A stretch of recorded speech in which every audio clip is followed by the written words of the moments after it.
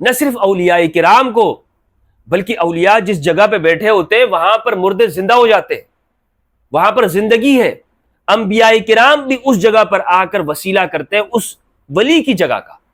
یہ قرآن مجید سے ثابت کروں گا انشاءاللہ عز و جل۔ حضرت زکریا علیہ السلام کو معلوم ہے کہ دعا یہاں پر قبول ہو رہی ہے جہاں پر ولیہ بیٹھی ہوئی ہیں۔ بسم اللہ والصلاة والسلام علی رسول اللہ وآلہ ومن والہ۔ السلام علیکم ورحمۃ اللہ وبرکاتہ۔ امید کرتا ہوں آپ لوگ خیریت سے ہوں گے۔ اللہ عز و جل آپ سب کو اپنے حفظ و امان میں رکھے۔ آج کی اس ویڈیو میں ہم توحید اور شرک کے مضمون کو سمجھیں گے۔ قرآن و سنت کی تعلیمات کی روشنی میں ہم اس بات کو سمجھیں گے کہ توحید کیا ہے، شرک کسے کہتے ہیں، کیا غیر اللہ کو پکارنا شرک ہے، کیا اولیاء کرام کی مزارات اور مقامات مقدسہ کی زیارت کر کے وہاں اپنے لیے دعائیں اور مناجات کرنا یہ شرک کہلاتا ہے۔ آج کے اس زمانے میں ایک خاص گروہ، وہ مسلمانوں کی اکثریت، عرب اور عجم کی اکثریت، سنہ اور شیعہ کے اوپر شرک کا اطلاق کرتا ہے۔ یہ گروہ کہتا ہے کہ مسلمانوں کی اکثریت شرک میں مبتلا ہے۔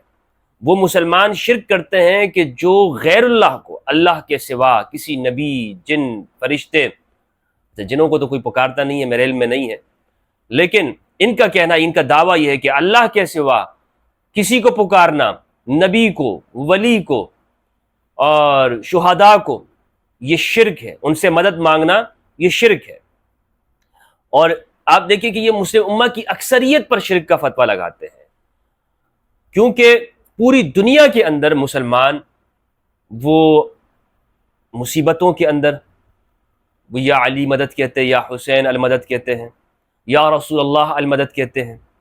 ایسے افراد ہیں کہ جو کہتے ہیں یا غوث الاعظم اغثنی شیئا للہ، اے غوث الاعظم شیخ عبد القادر جیلانی مدد کیجئے ہماری۔ اور اولیاء کرام مشائخ سے استمداد کرتے ہیں، مدد طلب کرتے ہیں۔ تو کیا یہ مدد طلب کرنا یہ شرک کہلاتا ہے؟ اس سے پہلے ہم اس بات کو سمجھیں گے کہ شرک کیا ہے۔ اس حوالے سے بہت ساری غلط فہمیاں اس تکفیری طبقے نے پیدا کی ہے، اور ان کو یہ ٹائٹل عبداللہ ابن عمر نے دیا ہے۔ بخاری کی روایت ہے، عبداللہ ابن عمر رضی اللہ تعالیٰ عنہ فرماتے تھے کہ یہ خوارج شرار الخلق ہے، اللہ کی مخلوق میں سب سے برے ہیں۔ انہوں نے کیا کیا؟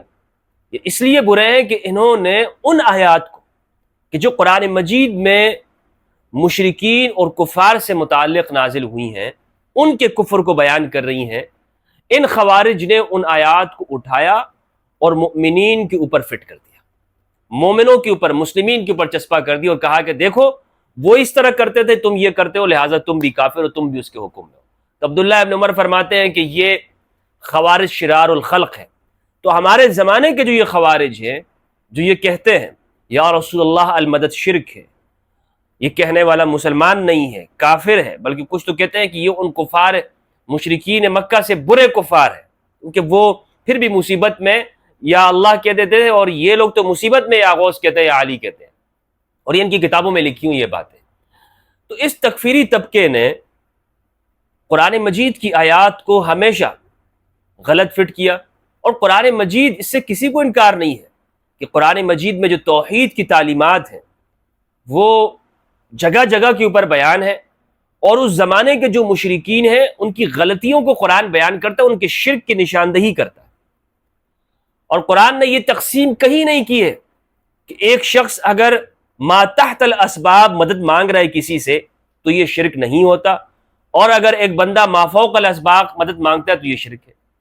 یعنی قرآن مجید کی ایک بھی آیت ایسی نہیں ہے کہ جس سے یہ معلوم ہو کہ مشرکین مکہ وہ اگر بتوں کے پاس جاتے اور ما تحت الاسباب مدد مانگتے تو قرآن نے کہا کہ یہ تو ٹھیک ہے، لیکن اگر یہ ما فوق الاسباب مشرکین ان بتوں سے مدد مانگیں گے تو یہ ٹھیک نہیں ہے۔ قرآن نے یہ تقسیم ہی نہیں کی ہے۔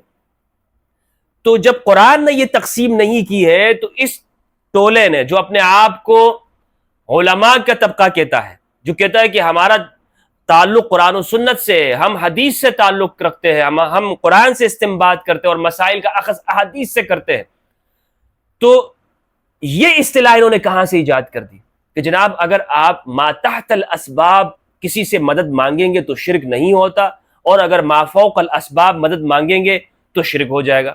میں کہتا ہوں یہ تقسیم ہی توحید کے خلاف ہے اور شرکیہ تقسیم ہے، اس کا کوئی جواز نہیں ہے۔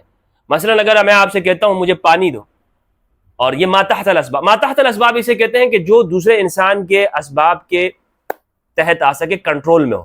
ما فوق الاسباب اسے کہتے ہیں کہ جو دنیا سے ماورا کا معاملہ ہو۔ مثلا میں کہوں کہ جناب کسی سامنے بیٹھے ہوئے شخص کو مجھے روزی عطا کر دے، وہ اس کے بس میں نہیں ہے، یا میں اسے کہوں کہ جناب زندہ کر دو مردے کو، تو یہ اس کے بس میں نہیں ہے، اس کو کہتے ہیں ما فوق الاسباب۔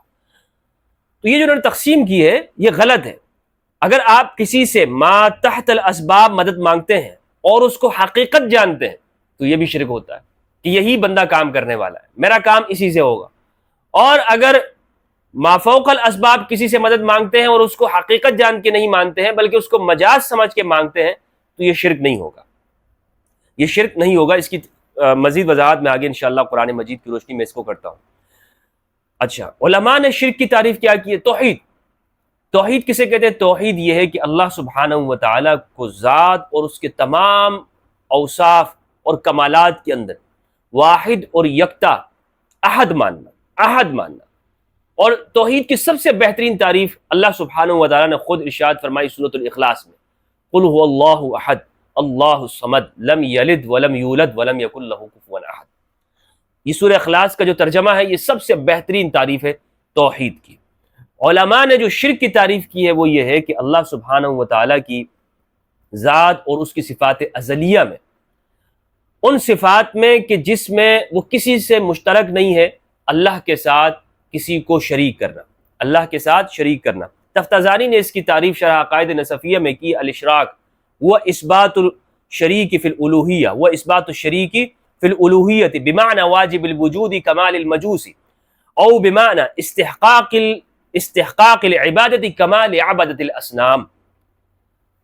کہتے ہیں کہ اللہ کے ساتھ شریک کرنا الوہیت میں واجب الوجود کے معنی میں، جس طرح کے مجوس کرتے ہیں، یا اس طور پہ شریک کرنا کہ کسی کو اللہ کے سوا مستحق عبادت سمجھنا، یہ شرک کہلاتا ہے، جیسا کہ عبادت الاسنام یعنی بت پرست لوگ کرتے ہیں۔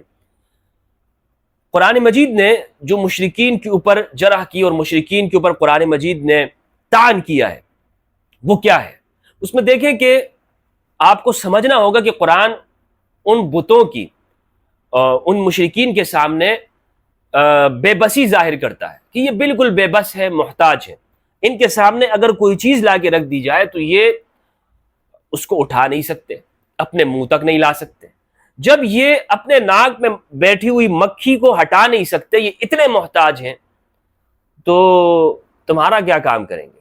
تو مجھے بتائیں کہ کیا ہم یہ عقیدہ رکھتے ہیں، یا کوئی مسلمان دنیا کا یہ عقیدہ رکھتا ہوگا کہ محمد رسول اللہ صلی اللہ علیہ وآلہ وسلم اپنی زندگی میں اتنے محتاج ہیں کہ وہ اپنے سامنے کوئی اختیار نہیں رکھتے؟ ہرگز نہیں۔ یا اولیاء کرام کو کوئی اختیار نہیں ہے؟ ابھی میں آپ کو آیات بتاؤں گا انشاءاللہ عز و جل کہ اولیاء کو کتنا اختیار ہے، اور قرآن مجید میں ہے۔ نہ صرف اولیاء کرام کو بلکہ اولیاء جس جگہ پہ بیٹھے ہوتے ہیں وہاں پر مردے زندہ ہو جاتے ہیں، وہاں پر زندگی ہے۔ انبیاء کرام بھی اس جگہ پر آ کر وسیلہ کرتے ہیں اس ولی کی جگہ کا۔ یہ قرآن مجید سے ثابت کروں گا انشاءاللہ عز و جل۔ کیونکہ اولیاء، اس کا مطلب ہرگز یہ نہیں ہوا کہ ولی نبی سے مرتبہ میں بڑھ گیا۔ آپ توحید کو بہتر نہیں جانتے، قرآن توحید کو بہتر جانتا ہے۔ اس لیے مجھے آپ کی توحید کی تعریف کا پابند نہیں ہوں میں کہ جناب آپ کے دماغ میں کیا ہے توحید کے حوالے سے، آپ کیا چیزیں توحید کے حوالے سے سمجھتے ہیں۔ ہم آپ کی توحید کے محتاج تھوڑی ہیں، ہم تو اللہ سبحانہ و تعالیٰ نے جو قرآن مجید میں توحید بیان کی ہے، احادیث سے جو معلوم ہوا ہے، جس مفہوم کو قرآن بیان کر رہا ہے اس مفہوم کو توحید کو لیں گے، نہ کہ آپ کی اس ذہنی اختراعی شیطانی قسم کی فلسفے کی فلسفیانہ بنیادوں کے اوپر، تکفیری بنیادوں کے اوپر جو آپ نے توحید کی تعریف ایجاد کی اور مسلمانوں کے اوپر آیات کو فٹ کرتے ہیں، اس کے ہم محتاج ہوں گے۔ ہرگز نہیں، مسلم امہ آپ کی محتاج نہیں، اور آپ ہمیں سکھائیں گے کہ جناب توحید سے متعلق یہ ہے، قرآن کی آیتیں، قرآن میں ہمیں سب معلوم ہے کہ قرآن مجید میں کتنی آیات توحید سے متعلق ہے، لیکن آپ کو یہ حق نہیں ہے کہ آپ دوسرے کی اوپر قرآن کی آیات کو فٹ کریں۔ اس کی بالکل مثال ایسے لیجئے گا کہ ایک شخص آپ کے پاس آتا ہے، مثلا کسی کے پاس آپ چلے جاتے ہیں، آپ کو نزلہ زکام ہے، اور آپ ڈاکٹر کے پاس جاتے ہیں، ڈاکٹر سے کہتے ہیں ڈاکٹر صاحب مجھے نزلہ زکام ہے، فلو ہو گیا، اور ڈاکٹر کہتا ہے، فوراً لکھ کے دیتا ہے کہ اس کو ٹی بی ہو گیا، اور وہ آپ کو چیک نہیں کرتا، آپ کے مرض کی تشخیص نہیں کرتا، آپ کو دیکھتا نہیں، تو آپ کہیں گے نہیں کہ یہ کتنا پاگل ڈاکٹر ہے، آپ اس کے پاس دوبارہ کبھی نہیں جائیں گے۔ اسی طرح آپ کا تھوڑا سا زخم ہو گیا، آپ گئے ڈاکٹر کے پاس، ڈاکٹر نے نہ دیکھا کچھ بھی نہیں، کہہ دیا کہ بھائی یہ اس کو کینسر ہو گیا۔ تو یہ جو مسلمانوں کو مشرک کہتے ہیں صرف اس بنیاد کے اوپر کہ یہ وسیلہ کرتے ہیں، ان کی مثال انہی عطائی اور جعلی ڈاکٹروں جیسی ہے۔ یہ ممبر پر بیٹھ گئے، ان کو اس زمانے کی شہرت حاصل ہو گئی ہے، اور دو چار عربی کی عبارات انہوں نے پڑھ لی ہیں، اور پھر اتنے جاہل ہیں، ان میں ذرا بھی دم نہیں ہے کہ یہ کسی اہل علم کے سامنے بیٹھ سکے، بہانے تراشتے ہیں علماء کے سامنے بیٹھنے سے، ہم نہیں بیٹھ سکتے، اور فتوے لگا رہے ہوتے ہیں سب کے اوپر، مسلمانوں کے اوپر، یہ شرک کر رہے ہیں، یا علی کہہ رہے ہیں، یا حسین کہہ رہے ہیں، یا رسول اللہ مدد کہتے ہیں، یا غوث مدد کہتے ہیں، پھر بیٹھنے کی جرت نہیں ہے ان کو ان کے علماء کے سامنے۔ تو اس کا مطلب یہ ہوا کہ یہ جو تکفیری سوچ ہے دراصل یہ جہالت کی بنیاد کے اوپر، یہ کس بنیاد کے اوپر ہے؟ جہالت کی بنیاد کے اوپر ہے۔ میں نے آپ کو حدیث سنائی، عقبہ بن عامر کی صحیح مسلم کی حدیث ہے کہ رسول اللہ صلی اللہ علیہ وآلہ وسلم نے فرمایا میری امت پر مجھے شرک کا خوف نہیں ہے، لیکن ان ملاؤں کو خوف ہے۔ پیغمبر نے تو ارشاد فرما دیا کہ میری امت کی اکثریت شرک میں مبتلا نہیں ہوگی، لیکن یہ مولوی کہتے ہیں کہ نہیں، امت کی اکثریت شرک میں مبتلا ہے۔ کس کی مان ہے؟ کس کی مان ہے؟ ہم نبی اکرم صلی اللہ علیہ وآلہ وسلم کی یا ان ملاؤں کی؟ وہی میں نے ایک جملہ کہا تھا ایک ویڈیو میں کہ اگر لطیفہ سنانے والا وہ اگر اس کو لوگ مفتی کہنے لگے، وہ عالم کہلایا جانے لگے، آج میں ایک جملے کا اضافہ کرتا ہوں کہ اگر بلڈنگیں بنانے والا اس کو اگر کوئی اسکالر کہہ دے تو پھر دین کا یہی حال ہوگا، پھر مذہب کا یہی حال ہوگا، شریعت کا یہی حال ہوگا۔ بہرحال جناب گفتگو طویل ہو رہی ہے اور میں اس سے بچنا چاہتا ہوں کہ گفتگو طویل سے طویل ہو۔ ایک مثال میں آپ کو دیتا ہوں اور پھر اس کے بعد انشاءاللہ آغاز کرتے ہیں قرآن مجید کے ساتھ۔ مثال یوں سمجھیے کہ آج آپ کو کوئی شخص کہے گا کہ غیر اللہ کو سجدہ کرنا شرک ہے، یہ سب کہتے ہیں، سب نے لکھا ہے یہ بات، لیکن انہوں نے قرآن میں غور نہیں کیا، تدبر فی القرآن سے یہ لوگ خالی ہیں۔ اگر کوئی شخص ان کے سامنے تصویر رکھ دیں کہ جناب یہ ایک انسان کو سجدہ کر رہا ہے، جھکا ہوا ہے سجدہ کر رہا ہے، تو یہ فوراً کہیں گے یہ مشرک ہے، یہ دیکھو دین سے نکل گیا، یہ بڑا بدعتی گستاخ ہو گیا، شرک کر دیا اس نے۔ یہ غلو ہے، غلو، حد سے نکل جانا ہے، تجاوز کر جانا ہے، اور تحریف ہے دین کے اندر۔ یہ سجدے کی مثال میں نے اس لیے دی ہے کہ یہ بالکل واضح ہے، غیر اللہ کو سجدہ کرنے کی مثال، اور بڑی سخت مثال ہے، لیکن میں آپ کو سمجھاؤں گا اور انشاءاللہ آپ کے سمجھ میں آئے گی یہ بات کہ میں کہنا کیا چاہ رہا ہوں، کہ آپ حکم کیا لگا رہے ہیں دوسروں کے اوپر شرک کا، کفر کا، لیکن اس سے پہلے دیگر احکام موجود ہیں۔ شریعت کے اندر ایک حکم یا تو فرض ہے، واجب ہے، مستحب ہے، مباح ہے، حرام ہے، مکروہ تنزیہ، اور پھر یہ تحریم وغیرہ اقسام ہے۔ تو آپ جو کہتے ہیں یہ شرک ہے، اس کا اختیار آپ کو کس نے دیا ہے؟ کسی بھی عمل کو آپ اگر آپ کہہ رہے ہو کہ یہ شرک ہے، یہ سجدے کی مثال کو لیتے ہیں اور اس کو پھر ہم بیان کرتے ہیں۔ قرآن مجید کے اندر سورہ یوسف آیت نمبر 100 ہے۔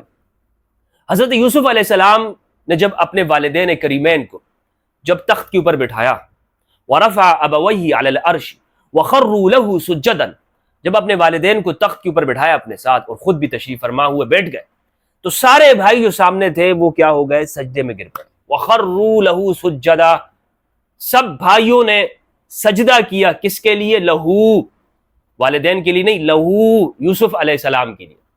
سجدن، سب سجدے میں گر پڑے، جمع کا صیغہ ہے سجدن، ساجدین، سجدن۔ دیکھیں قرآن مجید توحید میں بہت سخت ہے، اور یہ آپ بھی کہتے ہیں، اور سب ہمارے ہاں جتنے بھی موحدین ہیں یہ کہتے ہیں تو قرآن مجید توحید میں بہت سخت ہے، اور یہ ہم بھی کہتے ہیں، اور ہم یہ بھی کہتے ہیں کہ آپ سے زیادہ بہتر قرآن مجید توحید بیان کرتا ہے، اس لیے آپ ہمیں توحید نہ سکھائیں۔ غیر اللہ کو سجدہ کرنا، غیر اللہ کو سجدہ کرنا، اگر آپ کہتے ہیں یہ شرک ہے، تو حضرت یوسف علیہ السلام کے سامنے ان کے بھائیوں نے سجدہ کیا۔ مجھے بتائیں کیا قرآن شرک کی اجازت دے سکتا ہے؟ کیا قرآن کسی زمانے میں شرک کی اجازت دے سکتا ہے؟ ہرگز نہیں۔ شرک کی اجازت قرآن نے، اللہ رب العزت نے کسی زمانے میں نہیں دی۔ اسی لیے علماء نے کہا ہے کہ سجدے کی دو قسمیں ہیں، سجدہ عبادت اور سجدہ تعظیمی۔ سجدہ عبادت کبھی بھی روا نہیں رہا ہے کہ اللہ کے سوا کسی اور کے لیے سجدہ کیا جائے۔ علماء نے کہا کہ سجدہ تعظیمی، یہ جو یوسف علیہ السلام کے سامنے سجدہ کیا گیا، ان کے بھائیوں نے کیا، یا آدم علیہ السلام کو فرشتوں نے کیا، یہ سجدہ تعظیمی ہے، یعنی کیا ہے؟ ریسپیکٹ کا، ایک سیلوٹ ہے، سجدہ تعظیمی ہے۔ اور یہ علماء نے کہا کہ دیگر شرائع کے اندر جائز رہا ہے، اس شریعت کے اندر حرام ہو گیا۔ اب گفتگو کا خلاصہ یہ ہے، شرک اللہ نے کبھی بھی جائز قرار نہیں دیا ہے، شرک کبھی بھی جائز قرار نہیں دیا۔ کیوں جائز نہیں قرار دیا؟ اس لیے کہ قرآن میں ان الشرک لظلم عظیم، شرک ظلم عظیم ہے، اور اللہ عادل ہے، اللہ ظلم کو کبھی بھی جائز قرار نہیں دیتا ہے۔ تو اگر یہ شرک ہوتا غیر اللہ کو سجدہ کرنا، تو پھر یوسف علیہ السلام کے زمانے میں بھی، ان کی شریعت میں بھی یہ حرام ہوتا، ناجائز ہوتا اور شرک ہوتا۔ تو یہ آج جو حرام ہوا ہے اس شریعت کے اندر، نبی صلی اللہ علیہ وآلہ وسلم نے جو اس کو حرام قرار دیا ہے، تو شرک نہیں قرار دیا، حرام قرار دیا ہے۔ اگر یہ شرک ہوتا تو دیگر شرائع کے اندر، دیگر زمانوں کے اندر بھی یہ جائز نہیں ہوتا۔ اور میں یہ مثال میں نے اس لیے پیش کی ہے کہ ہمارے ہاں علماء اس فرق کو سمجھتے نہیں ہیں، اور وہ ایک حرام چیز کو بھی شرک کہہ رہے ہوتے ہیں۔ ہونا یہ چاہیے کہ آپ جتنا حکم شریعت کا ثابت ہو رہا ہے اتنا لگائیں، لیکن یہ اپنے طرف سے بڑے توحیدی بن جاتے ہیں اور شرک کا فتویٰ لگا دیتے ہیں۔ غیر اللہ سے مدد مانگنا، زیادہ سے زیادہ آپ اس بارے میں یہ کہہ سکتے تھے کہ جناب یہ حرام ہے، لیکن آپ نے اس کے اوپر شرک کا فتویٰ لگایا ہے۔ یہ آپ نے توحید کے معنی میں بھی تحریف کی ہے، دین کے ساتھ بھی آپ نے کھلواڑ کیا ہے۔ تو یہ مثال آپ کو سمجھ میں آ گئی ہوگی غیر اللہ کو سجدہ کرنے کے حوالے سے، کہ یہ آج بھی حرام ہے، شرک نہیں ہے۔ آپ اس لیے یہ فرق کیجئے کہ ایک چیز جو حرام ہوتی ہے اس کے اوپر آپ شرک کا فتویٰ لگا دیتے ہیں، تو یہ واضح غلو ہے۔ یہ کیا ہے؟ غلو ہے۔ اب کسی مومن کے اوپر آپ کب اطلاق کریں گے کہ اس نے یہ شرک کیا ہے؟ کسی مومن کے اوپر دیکھیں، اللہ سبحانہ و تعالیٰ کی کچھ صفات ایسی ہیں کہ جو اللہ کے ساتھ بھی، اللہ کو بھی شامل ہیں اور مخلوق کو بھی ہے۔ جیسے علم، اللہ عالم ہے، مخلوق بھی عالم ہوتا ہے، جاننے والا ہوتا ہے۔ مخلوق میں ایسے لوگ ہوتے ہیں، علم رکھتے ہیں، صاحبان علم موجود ہیں۔ اور اسی طرح اللہ رحیم ہے، اور یہی صفت اللہ سبحانہ و تعالیٰ نے نبی اکرم صلی اللہ علیہ وآلہ وسلم کے لیے استعمال کی ہے، رحیم، رؤوف الرحیم، اور اسی طرح شاہد کی صفت ہے۔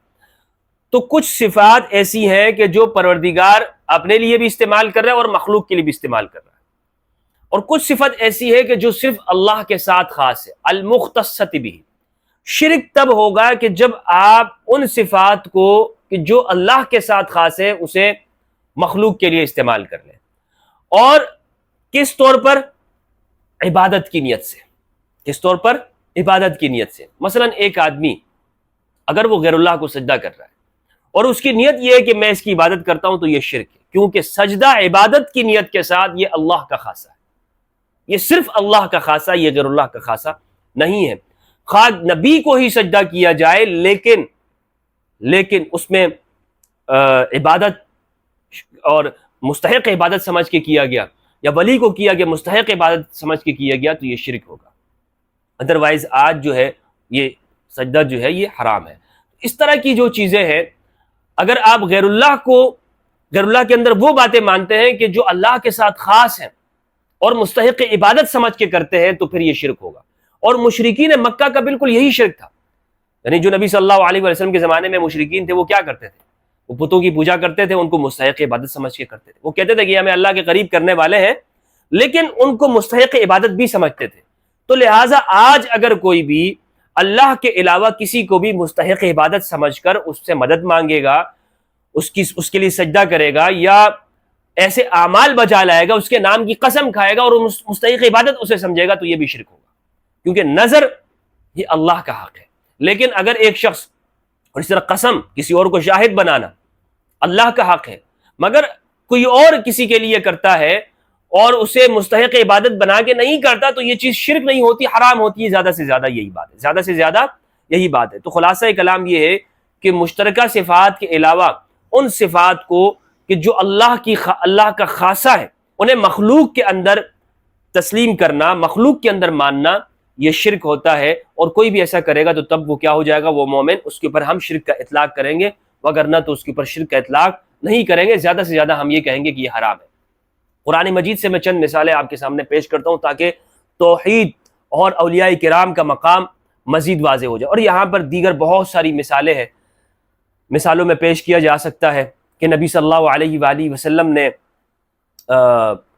اپنے خود صحابہ کرام کو یہ تعلیم دی کہ دعا کس طرح سے مانگے۔ عثمان بن حنیف کی مثال ہے، کہ اسے یہ سکھایا کہ وہ یا محمد کہیں. لیکن میں یہاں پر قرآن مجید کے ساتھ چلنا چاہتا ہوں تاکہ قرآن مجید سے ہی ہمیں یہ توحید کی مثالیں واضح ہو جائے. قرآن مجید کے اندر ہے اللہ سبحانہ و تعالیٰ نے ارشاد فرمایا سورہ مائدہ کی آیت نمبر 35 ہے، یا ایھا الذین آمنوا اتقوا اللہ وابتغوا الیہ الوسیلہ وجاہدوا فی سبیلہ لعلکم تفلحون.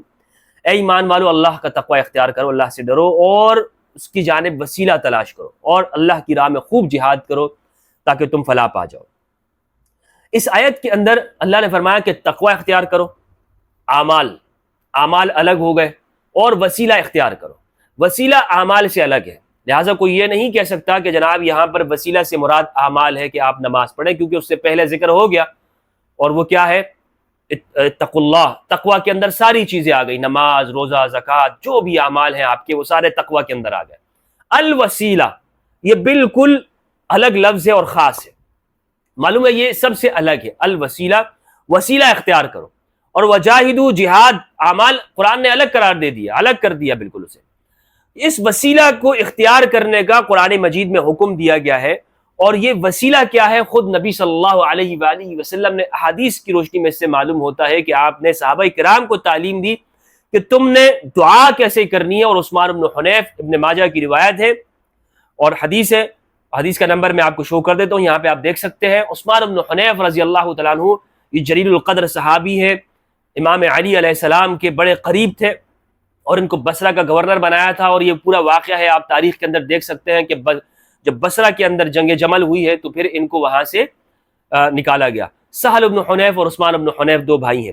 نبی صلی اللہ علیہ وآلہ وسلم کے دنیا سے چلے جانے کے بعد، وصال کے بعد، ایک شخص کو خود عثمان بن حنیف نے یہ طریقہ سکھایا دعا کا. اور اس کا واقعہ تھا کہ حضرت عثمان رضی اللہ عنہ کے ساتھ ان کی ملاقات نہیں ہو رہی تھی اور اسے کوئی کام تھا ضروری. تو اس نے کہا کہ عثمان بن حنیف نے کہا کہ آپ اس طرح سے دعا مانگے تو آپ کی دعا ہو جائے گی. تو اس نے وہ دعا مانگی اور ہو گئی. اسی طرح سے مصنف ابن ابی شیبہ کی روایت ہے، مالک الدار کی روایت ہے کہ نبی صلی اللہ علیہ وآلہ وسلم کے بعد حضرت عمر کے زمانے میں قحط پڑ گیا، تو پھر وہاں پر صحابہ کرام نبی صلی اللہ علیہ وآلہ وسلم کے روزے پر آئے، قبر انور پر تشریف لائے، اور انہوں نے دعا کی. اور پھر وہ سکھایا گیا، بتایا گیا کہ جاؤ عمر رضی اللہ عنہ سے کہو کہ وہ خوب سمجھ بوجھ کے ساتھ حکومت کرے اور احتیاط سے کام لے.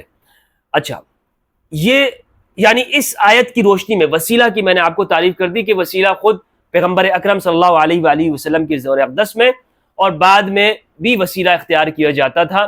حضرت عمر، بخاری کی روایت ہے کہ نبی صلی اللہ علیہ وآلہ وسلم کے وسیلہ اختیار کیا کرتے، اور پھر بعد میں حضرت عباس بن مطلب ان کا بھی وسیلہ اختیار کیا گیا. تو بہرحال وسیلہ کرنا یہ شرک نہیں ہے. تو مومنین آج جو بھی یہ دعا کرتے ہیں یہ وسیلے کے طور پہ کرتے ہیں، یا یہ جو ندا ہے یا رسول اللہ مدد، یا غوث المدد، یا علی المدد، یہ وسیلے کے طور پر ہے. اب آپ کہیں گے کہ اس میں تو کوئی نام نہیں لیا کہ وسیلہ کے طور پر. بھائی یہ اس لیے وسیلہ ہے کہ ایک مومن یہ دعا کر رہا ہے. ایک مومن جب یہ کہتا ہے کہ مجھے اس ڈاکٹر سے شفا ہوئی تو کوئی اس کو کفر نہیں کہتا، حالانکہ یہ جملہ ایسا ہے شفا اللہ کا خاصہ ہے.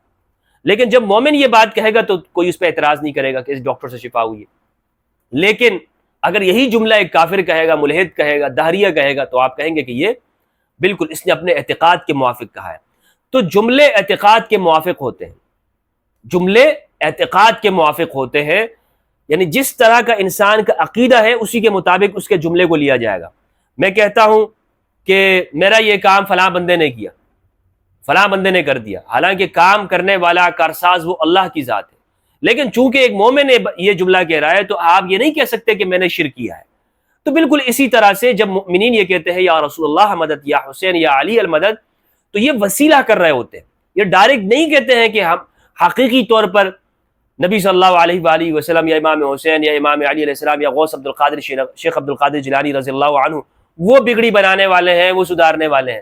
مراد یہ ہوتی ہے کہ اللہ کی عطا سے کرتے ہیں، اللہ کی عطا سے کرتے ہیں. اور آپ اس کی تقسیم خود کہتے ہیں کہ جناب ما تحت الاسباب کے اندر یہ اللہ کی عطا سے، ورنہ ما تحت الاسباب میں بھی ایک بندہ خود کچھ نہیں کر سکتا، وہ سب کچھ اللہ کی عطا سے کر رہا ہوتا ہے. تو یہ جو تقسیم انہوں نے کی ہے یہ بھی ایک قسم کی من گھڑت قسم کی تقسیم ہے. اب اولیاء کرام کے جو مقامات ہیں قرآن مجید میں ان کی کتنی اہمیت بیان کی گئی ہے. قرآن مجید بیان کرتا ہے کہ اولیاء کے مقامات کے اوپر لوگوں کو زندگی ملتی ہے، اور انبیاء کرام ان ولیوں کی جگہوں پہ جا کر دعا کرتے ہیں. سورہ آل عمران کی آیت نمبر 38 ہے. فَتَقَبَّلَهَا رَبُّهَا بِقَبُولٍ حَسَنٍ وَأَنبَتَهَا نَبَاتًا حَسَنًا وَكَفَّلَهَا زَكَرِيَّا. حضرت مریم علیہ السلام کا واقعہ بیان ہو رہا ہے. معلوم ہونا چاہیے کہ حضرت مریم حضرت عیسیٰ علیہ السلام کی والدہ ہے اور حضرت مریم نبیہ نہیں ہے. اس پر تمام علماء امت کا اتفاق ہے, اس میں کسی کا اختلاف نہیں سوائے ابن حزم وغیرہ کا. یعنی حضرت مریم یہ نبیہ نہیں ہے, یہ ولیہ ہے. قرآن مجید میں یہاں بیان ہو رہا ہے آل عمران کے اندر کہ ہم نے مریم کو قبول کر لیا کیونکہ ان کی والدہ نے لڑکے کی نظر مانی تھی, لیکن اللہ سبحانہ و تعالیٰ نے حضرت مریم کو قبول کر لیا. بڑی شان ہے ان کی. وَكَفَّلَهَا زَكَرِيَّا, زکریا نے ان کی کفالت کی. حضرت زکریا علیہ السلام نبی ہیں. كُلَّمَا دَخَلَ عَلَيْهَا زَكَرِيَّا الْمِحْرَابَ, جب بھی ان کے پاس آتے, حضرت مریم کے پاس آتے زکریا علیہ السلام المحراب, ان کے بیٹھنے کی جگہ پہ, ان کے بیٹھنے کی جگہ پہ. محراب سے مراد مسجد کا محراب نہیں ہے, لوگ سمجھتے ہو شاید یہاں پہ مراد مسجد ہے, مسجد نہیں ہے یہاں پہ. حضرت زکریا علیہ السلام جب بھی ان کے بیٹھنے کے, ان کے آستانے پہ تشریف لاتے, وجد عندها رزقا, تو حضرت مریم کے آستانے پر انہیں رزق ملتا, رزق ملتا. اور یہ رزق سے مراد کیا ہے؟ بے موسمی پھل, بے موسمی پھل وہاں پر موجود پاتے. قال یا مریم انا لکی ھذا قالت ھو من عند اللہ. انہوں نے پوچھا کہ یہ آپ کو کہاں سے آتا ہے؟ انہوں نے کہا, مریم علیہ السلام نے کہا کہ یہ اللہ کی جانب سے آتا ہے. ان اللہ یرزق من یشاء بغیر حساب, بے شک اللہ جسے چاہتا ہے بے موسم عطا کرتا ہے, بے دریغ اسے عطا کرتا ہے. بغیر حساب, بے موسم کے اسے عطا کرتا ہے. اب اس میں ایک بات تو یہ المحراب, یہ مسجد مراد نہیں ہے. حضرت زکریا ان کے آستانے پر آتے تھے حضرت مریم علیہ السلام کے, اور مودودی نے بھی اس کے اوپر لکھا ہے تفہیم القرآن کے اندر, آپ دیکھ سکتے ہیں کہ محراب سے مراد مسجد کا محراب نہیں ہے, لوگ یہ سمجھیں کہ مسجد میں تشریف لاتے اور وہاں پر دعا کرتے ہو, بلکہ اس سے مراد وہ جگہ ہے. مودودی لکھتے ہیں محراب سے یہ چیز مراد نہیں. صوامع اور کنیسوں میں اصل عبادت گاہ کی عمارت سے متصل سطح زمین سے کافی بلندی پر جو کمرے بنائے جاتے ہیں جن میں عبادت گاہ کے مجاور خدام اور معتکف لوگ رہا کرتے, انہیں محراب کہا جاتا ہے. بات سمجھ میں آئی آپ کو؟ آج کل ہمارے ہاں ہوتا ہے آستانہ, اسے آپ کہہ سکتے ہیں آستانہ عالیہ. تو حضرت مریم علیہ السلام کے آستانے کے اوپر یہ تشریف لاتے, وہاں پر دعا کیا کی, ہنالک دعا زکریا ربہ. جب حضرت زکریا علیہ السلام نے یہ دیکھا کہ یہاں پر تو بے موسمی پھل آتے ہیں اور میرے بھی موسم جوانی کا نہیں ہے, اولاد کا موسم نہیں ہے, اور حضرت زکریا علیہ السلام کی خواہش تھی, یہ دعا کرتے تھے کہ پروردگار مجھے اولاد عطا کر دے, اس سے پہلے بھی دعائیں کرتے تھے. لیکن جب یہاں پر یہ واقعہ دیکھا تو حضرت زکریا علیہ السلام نے دیکھا کہ یہاں پر تو ایسا ہو رہا ہے. قال رب هب لي من لدنك ذرية طيبة انك سميع الدعاء. تو حضرت زکریا نے یہاں پر آ کر ہنالک دعا زکریا ربہ, ہنالک اسی جگہ پر, اسی لیے ہنا یہاں لکا یہ اسی لیے کے معنی میں آتا ہے. ہنالک کہ جب جو کچھ انہوں نے دیکھا کہ یہاں محیر الحقول قسم کے واقعات ہو رہے, کرامات ہو رہی ہے, مریم کے کرامات علیہ السلام, تو ہنالک اسی بنا پر دعا زکریا ربہ, اسی جگہ پر زکریا نے اپنے رب کو پکارا. حضرت زکریا نبی ہیں, حضرت زکریا علیہ السلام کو معلوم ہے کہ دعا یہاں پر قبول ہو رہی ہے جہاں پر ولیہ بیٹھی ہوئی ہیں, ولیہ تشریف فرما ہے, وہاں کا وسیلہ کیا, اس جگہ پر دعا کی. یعنی اس مقامات مقدسہ, اسی کو کہتے ہیں مقامات مقدسہ کی زیارت کرنا اور وہاں پر دعاؤں کو طلب کرنا. کوئی بھی یعنی آج ایسا مومن نہیں ہے جو یہ سمجھتا ہو کہ فی نفسی ہی بذاتی ہی یہ مقام مقدس جو کسی ولی کا ہے یہ خود حقیقی معنوں میں میرا کام کرنے والا ہے. نہیں, اگر وہ حقیقی معنوں میں کہے گا تو یہ کفری عقیدہ ہے, اور کوئی مسلمان اس کا عقیدہ نہیں رکھتا, بلکہ سب یہ عقیدہ رکھتے ہیں کہ یہاں اللہ نے ان کو عطا کیا, اللہ کی عطا سے ہیں یہ سب کچھ, اللہ کی عطا سے ہوتا ہے. ہر انسان اللہ کی عطا سے کام کرتا ہے اور اس کو اختیار ہے. نبی بھی اپنے اختیار سے نہیں بلکہ اللہ کی عطا سے ہوتا ہے, لیکن نبی جو کچھ کرتے ہیں اللہ نے ان کو یہ اختیارات عطا کیے ہوئے ہیں. اسی طرح قرآن مجید کے اندر حضرت موسیٰ اور خضر علیہ السلام کا واقعہ بیان ہے. حضرت خضر بھی نبی نہیں ہے, حضرت خضر بھی نبی نہیں ہے. جب حضرت موسیٰ علیہ السلام, یہ واقعہ قرآن مجید کے اندر آپ اس واقعے کو پڑھ سکتے ہیں, اور تفصیل کے ساتھ یہ بیان کیا سورہ کہف کے اندر اللہ رب العزت نے ان کے شاگرد کا، یوشع بن نون کا، حضرت موسیٰ علیہ السلام کا. حضرت موسیٰ علیہ السلام نے یہ کہا تھا یا رب مجھ سے زیادہ بھی کوئی علم رکھنے والا ہے، تو اللہ سبحانہ وتعالیٰ نے فرمایا کہ میرا ایک بندہ ہے جس کے پاس میرا علم لدنی ہے، وہاں جاؤ. اس کے پاس وہ جگہ بتائی گئی. حضرت موسیٰ علیہ السلام اور ان کے شاگرد نے تیاری کی، اور تیاری کے لیے اپنے ساتھ کھانا جو رکھا اپنے ٹفن میں، وہ رکھا ایک مچھلی کو، اور اسے ساتھ میں لے گئے. اور نشانی یہ تھی کہ یہ مچھلی ہمارے پاس ہوگی، اور جہاں پر یہ زندہ ہو جائے گی وہی اس ولی کا مقام ہوگا، وہی اس ولی کا مقام ہوگا. یہ قرآن مجید میں بیان ہے، آیت نمبر 61 اور آیت نمبر 62 اور 63 میں آپ پڑھ سکتے ہیں. فلما بلغا مجمع بینہما نسیا حوتہما فاتخذ سبیلہ فی البحر سربا، کہ جب وہ مجمع البحرین کے مقام پہ پہنچے تو وہاں پر مچھلی نے ایک سرنگ بنا لی، ایک رستہ بنا لیا. دریا کے اندر ہی اس نے اپنا رستہ بنا لی، لیکن سرنگ کی طرح رستہ بنایا بالکل، یعنی پانی ایک ہول بنتا جا رہا تھا. اچھا، فلما جاوزا قال لفتاه اتنا غداءنا لقد لقينا من سفرنا هذا نصبا، تو جب وہاں سے وہ چلے گئے، حضرت موسیٰ علیہ السلام نے اپنے نوجوان سے کہا کہ کھانا لے آؤ، جو کچھ تیار ہے، بہت تھکاوٹ ہمیں پہنچی ہے. قال ارأيت اذ اوینا الى الصخرة فانی نسیت الحوت وما انسانیہ الا الشیطان ان اذکرہ واتخذ سبیلہ فی البحر عجبا. تو شیطان کی جانب سے مجھ سے بھول ہو گئی، اور وہ مچھلی آپ نے دیکھا کہ وہاں پر جہاں پہ ہم نے سستانے کے لیے ٹیک لگائی تھی، اسی جگہ پر مچھلی نے کیا کیا، میں بھول گیا آپ کو بتانا. مچھلی نکلی تھی اور اس نے اسی جگہ پہ وہ چلی گئی تھی، لیکن میں آپ کو یہ بات بتانا بھول گیا تھا، اور اس نے حیرت انگیز طور پر دریا کے اندر ہی اپنا ایک رستہ بنا لیا تھا. یعنی وہ مچھلی ہم وہاں پہ جب اس نے رستہ بنا لیا، تو یہ واقعہ میں آپ کو بتانا بھول گیا. جب اسے یہ بات تب یاد آئی جب حضرت موسیٰ علیہ السلام نے کھانا مانگا. ٹھیک ہے، تو یہاں پر آپ دیکھیں کہ مچھلی، اچھا یہ مچھلی تلی ہوئی مچھلی تھی، یہ زندہ مچھلی نہیں تھی. کوئی یہ کہے کہ وہ زندہ مچھلی وہ ساتھ اپنے لے گئے تھے موسیٰ علیہ السلام، کیونکہ قرآن مجید میں اسی میں ہے کہ لقد اذ قال لفتاه آتنا غداءنا، ہمیں ہمارا کھانا دے دو، ہمارا جو تیار ہے جو ہم ساتھ لے کے آئے وہ ہمیں دے دو. تو یہ مچھلی کے بارے میں ہی کہا ہے. تو مچھلی وہاں زندہ ہو گئی. اسی جگہ پر حضرت موسیٰ علیہ السلام نے کہا کہ یہی ہمارا ٹھکانہ ہے جہاں موسیٰ علیہ السلام کو اس شخص سے ملنا ہے جس کے پاس علم لدنی ہے. تو علم لدنی والا شخص جدھر ہے وہاں مچھلی زندہ ہے. یہ نشانی اور علامت ہے کہ اولیاء کرام زندہ کرتے ہیں، مردوں کو زندہ کرتے ہیں. اب اس میں تو آپ کہیں گے کہ مردوں کو زندہ نہیں کیا، بھائی اس جگہ کی نشانی یہی ہے کہ وہاں ایک مچھلی زندہ ہو گئی. اور یہ موسیٰ علیہ السلام نے اس کی تصدیق کی، اور قرآن مجید نے اس کو بیان. یہ اگر کوئی قصے کہانیاں ہوتی تو قرآن اس کو بیان کرتا. حضرت مریم علیہ السلام اپنی کمزوری کے اندر پورے درخت کو ہلا رہی ہیں، اللہ نے ان کو اتنی طاقت عنایت کر دی. ورنہ اس حالت کے اندر خاتون میں جب وہ بچہ جن لیتی ہے کوئی طاقت ہوتی ہے کہ وہ پورے درخت کو ہلا دے، درخت کے پوری اس کے تنے کو ہلا دے؟ نہیں ہلا سکتا کوئی. لیکن حضرت مریم علیہ السلام کو اتنی طاقت عطا کر دی کہ ہلایا، اور وہ پھل ان کو مل گئے. تو یہ قرآن کا مطالعہ کریں، تدبر کریں قرآن میں. آپ یعنی مسلمانوں کو جو یہ مشرک ان باتوں کے اوپر کہتے ہیں، کبھی قرآن میں غور کیا ہے؟